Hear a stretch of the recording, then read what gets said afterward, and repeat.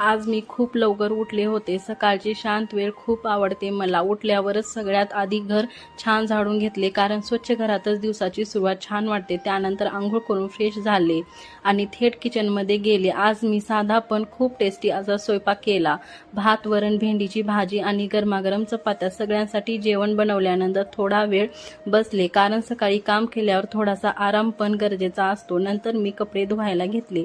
घरातली काम कधी संपतच नाहीत ना, पण ती करताना पण एक वेगळीच मजा असते। आणि त्याच वेळेत माझी पिल्लू इकडे खूप छान खेळत होती।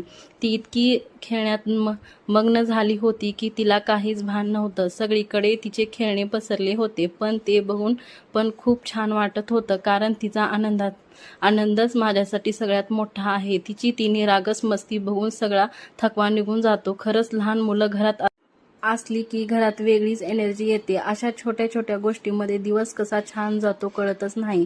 तुम्हाला जर हा व्हिडिओ आवडला असेल तर लाईक आणि